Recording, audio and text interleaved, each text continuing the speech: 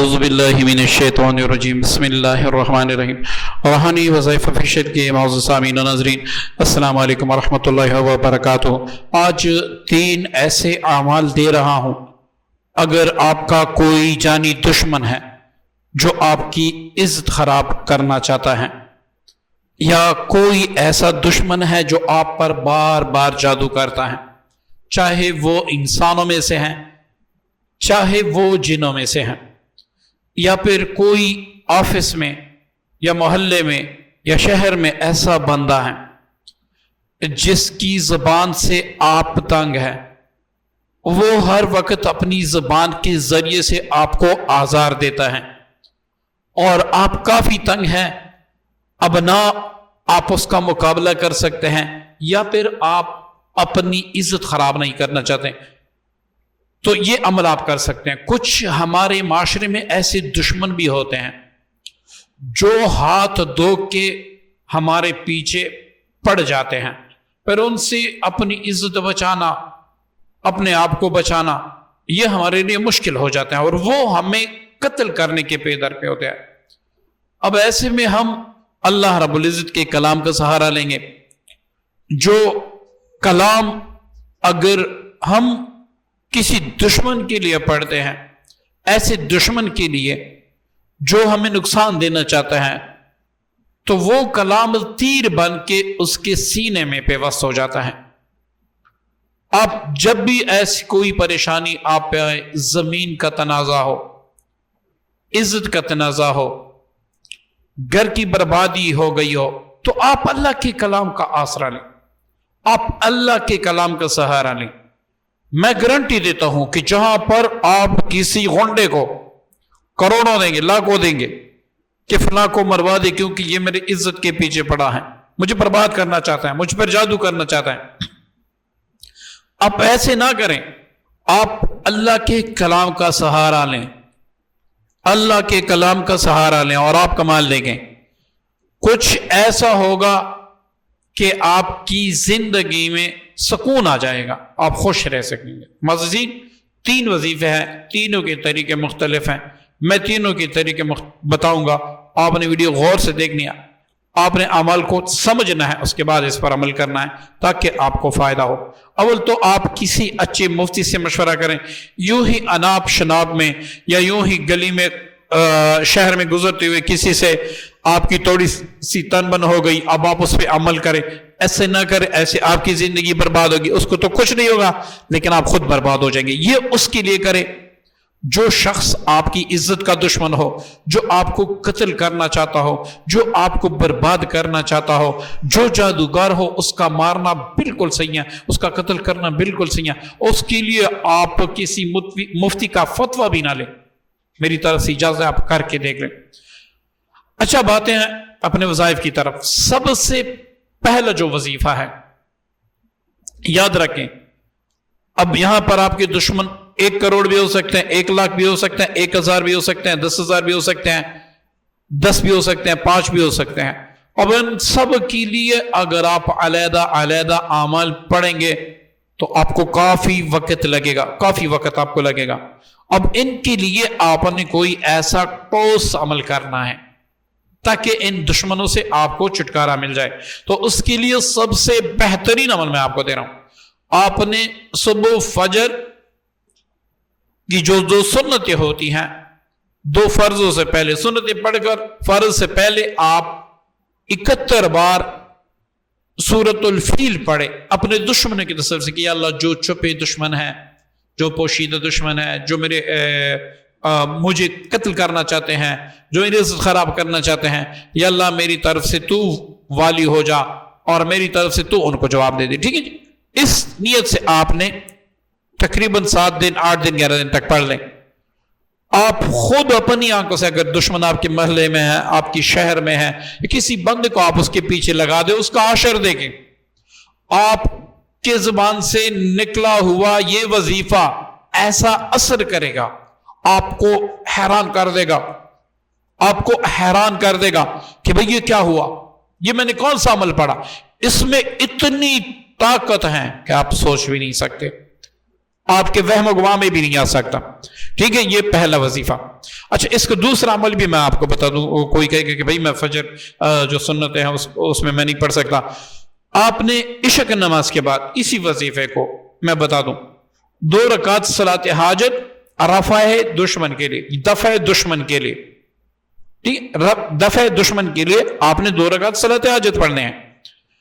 اور یہ صلاۃ حاجت آپ نے وتر سے پہلے پڑھنی ہے. مطلب کہ عشاء کی جو 4 سنت فرض ہوتے ہیں وہ پڑھ کے 2 سنتیں پڑھ لیں، اس کے بعد یہ 2 رکعت نفل پڑھنے ہیں. پہلی رکعت میں سورہ نشر جو کہ 30ویں پارے کی سورت ہے وہ آپ نے 11 بار پڑھنی ہے. دوسری رکعت میں آپ نے سورہ فیل پڑھنا ہے 11 بار. اس کا آپ کچھ دن کر لیں اور دیکھ لیں کہ اس کی کیا کیا کمالات ہوتے ہیں. میں نہیں کہتا، میں اپنے بڑے بڑے دعوے نہیں کرتا، میں بڑی بڑی باتیں نہیں کرتا، میں بڑے بڑے چیلنجز نہیں کرتا. میں یہ کہتا ہوں کہ آپ اللہ پر یقین رکھیں، اللہ پر کامل ایمان رکھیں. میری وہ بہنیں جن کے پیچھے کچھ کتے پڑے ہیں ان کی عزت خراب کرنے کے لیے، جن کے پیچھے بدقماش بد کردار لوگ پڑے ہیں ان کی عزت خراب کرنے کے لیے، ان کو دعوت دیتا ہوں آپ یہ کر لیں. ان کا تماشا دیکھیں.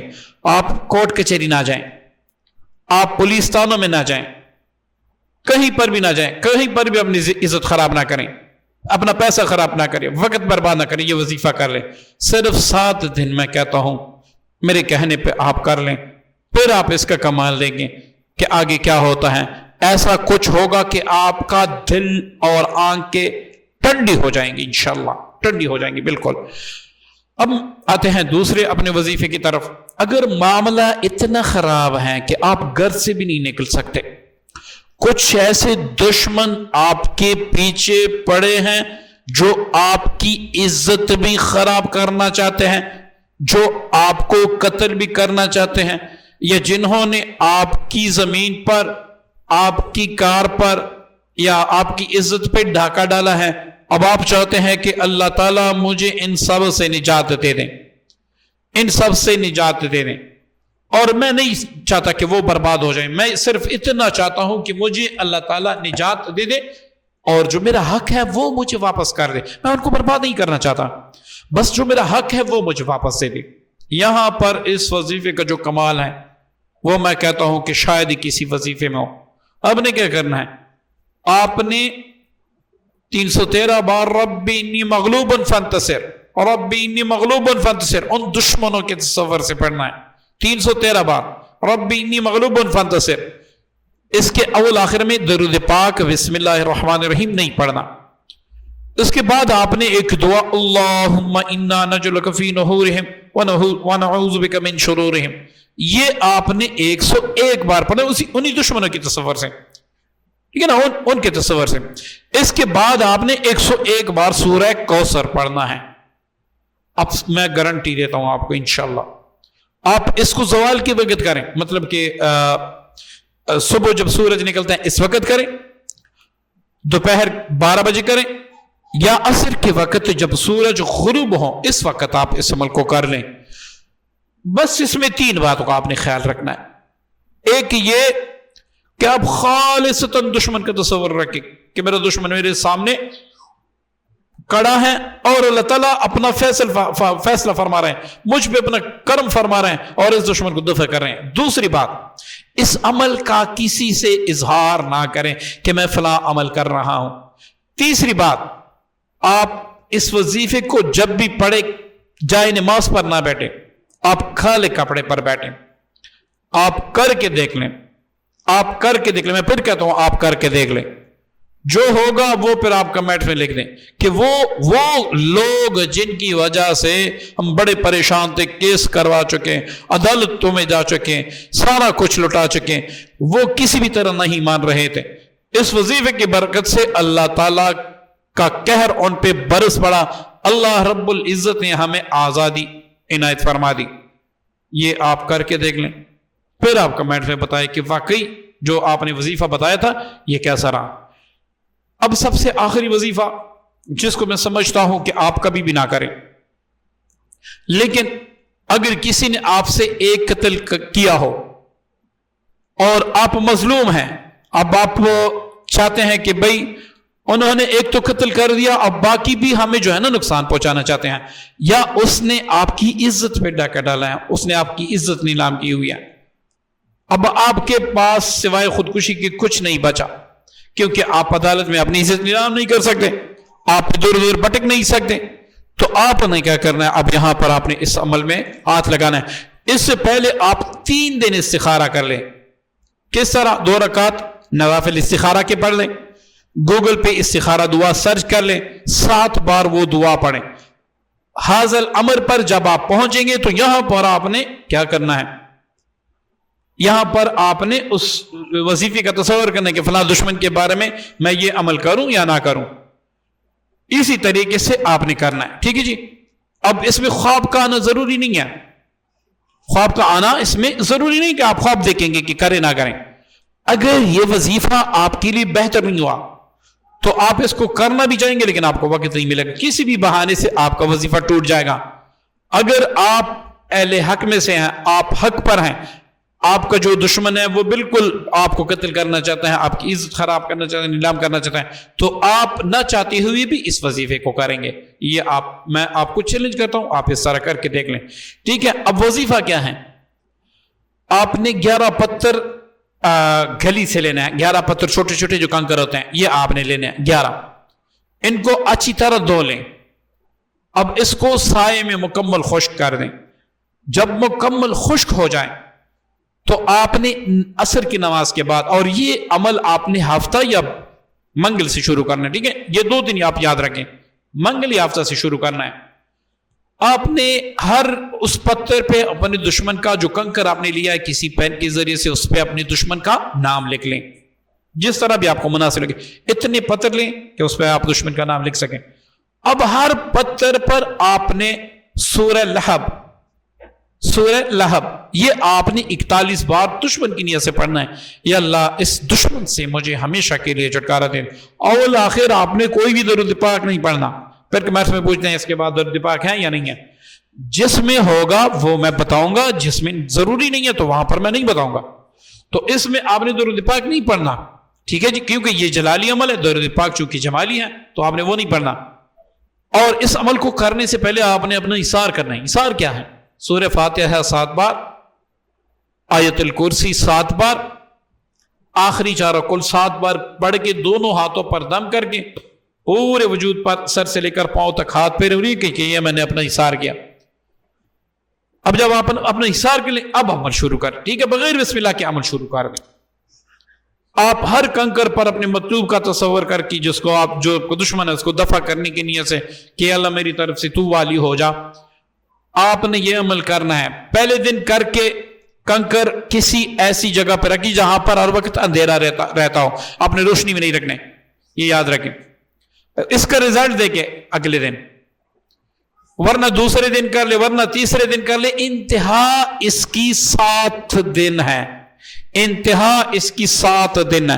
7 دن کے بعد ان کنکروں کا آپ نے کیا کرنا ہے؟ 7 دن کے بعد ان کنکروں کا آپ نے کیا کرنا ہے؟ ان کنکروں کو جس کالے کپڑے پر آپ بیٹھ کے اس عمل کو پڑھتے تھے اس پہ باندھ کر آپ نے قبرستان میں دفن کرنے ہیں۔ کہاں پہ دفن کرنے؟ قبرستان میں دفن کرنے ہیں، یہ یاد رکھیں۔ دوسری بات اہم، اس عمل کو کرنے سے بھی پہلے تھوڑا صدقہ دے، اس عمل کو کرنے کے بعد بھی تھوڑا صدقہ دے۔ صدقے سے جو عمل آپ کے تصویر میں پیدا ہوگی وہ آپ کبھی سوچ بھی نہیں سکتے۔ میں جس کا بھی علاج کرتا ہوں اپنی طرف سے صدقات دیتا ہوں، اور الحمدللہ سے وہ مریض ایسے ٹھیک ہو جاتے ہیں کہ میں خود حیران ہوتا ہوں کہ یا اللہ یہ کیا ہوا۔ صدقہ کیا چیز ہے؟ یہ اللہ تعالیٰ کے غصے کو ٹھنڈا کر دیتی ہیں، آپ کے گناہوں کو دھو دیتی ہیں، اللہ تعالیٰ کو راضی کر دیتی ہیں۔ جس کو آپ صدقہ دیتے ہیں اگر اس کی دل سے دعا نکل جائیں کہ اللہ تعالیٰ آپ کو دارین کی نعمت عطا فرمائے، اللہ تعالیٰ آپ سے راضی ہو، اللہ تعالیٰ آپ کے گناہ بخش دے، بس آپ کی بات ہی بن گئی، آپ کی بگڑی ہی بن گئی، مشکل کشا نے آپ کی مشکل کشائی فرما دی۔ 1 کروڑ سال عبادت، رات کی تہجد، دن کا روزہ، چاشت، اوابین، جتنی بھی عبادتیں ہیں یہ ایک طرف رکھ لیں. ایک بیوہ عورت، یتیم بچے آپ کی گلی محلے میں، آپ کے پورے شہر میں ایسے موجود ہیں جن کو کھانے کی ضرورت ہے، آپ چند پیسے ان کو دے دیں، ان کو ایک ہفتے کی خوشی دے دیں، ایک ہفتے کی ان کو خوشی دے دیں.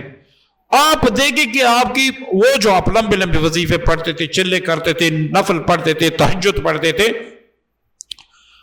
اس سے آپ کی بگڑی نہیں بنی ہوگی. لیکن جب آپ اس طرح کریں گے میں گارنٹی دیتا ہوں آپ کی بگڑی بن جائے گی.